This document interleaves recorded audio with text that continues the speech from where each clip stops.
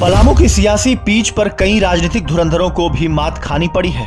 Palamu seat सुरक्षित पर एकीकृत बिहार के पूर्व मुख्यमंत्री रामसुंदर दास अब स्वर्गीय भी 1984 में चुनाव लड़े थे, पर तब वह कांग्रेस की लहर में कमला कुमारी से चुनाव हार गए थे। इसी तरह बिहार विधानसभा के स्पीकर रहे उदय नारायण चौधरी स्पीकर बनने से पूर्व भी 1996-98 का लोकसभा चुनाव पलामू संसदीय क्षेत्र से लड़े, लेकिन दोनों चुनाव में उदय नारायण चौधरी को भाजपा के बृजमोहन राम ने हरा दिया था। हालांकि इसके बाद श्री चौधरी बिहार में 2005 से 2015 तक विधानसभा के स्पीकर रहे।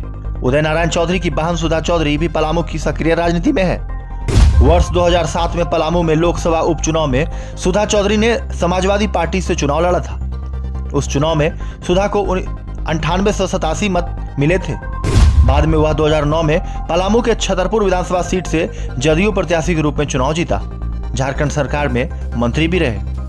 वही एकीकृत बिहार के जमाने से पलामू में राजनीतिक जोर आजमाइश होती रही है। झारखंड गठन के बाद यह और परवान चढ़ा।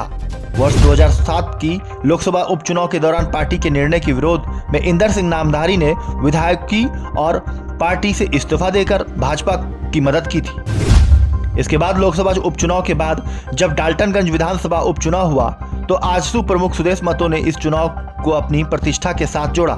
नामधारी को शिकस्त देने के लिए पूरी टीम के साथ पलामू में कैंप किया।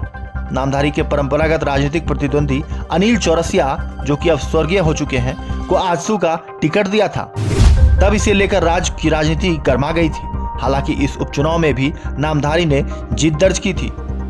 बता दें कि 1984 में हुए आम चुनाव में कमला कुमारी ने जनता पार्टी के प्रत्याशी सह बिहार के पूर्व मुख्यमंत्री रामसुंदर दास को करीब 1.85 लाख मतों से हराकर पलामू संसदीय सीट पर जीत का चौका लगाया था। वही 1984 के बाद कांग्रेस का कोई भी प्रत्याशी पलामू संसदीय सीट से चुनाव नहीं जीत पाया है। 1989 में जनता दल के उम्मीदवार जोरावर राम ने चुनाव जीता। 1991 में रामदेव राम ने इस सीट पर पहली दफा भाजपा को जीत दिलाई थी। 1991 में कांग्रेस प्रत्याशी कमला कुमारी थी, लेकिन उन्हें हार का मुंह देखना पड़ा।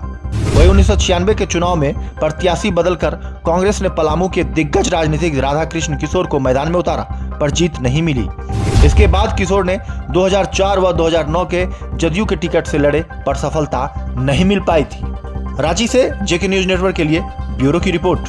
और ऐसे ही तमाम खबरों के लिए सब्सक्राइब करें हमारे चैनल जेके न्यूज नेटवर्क को, और हाँ, बेल आइकन दबाना ना भूलें।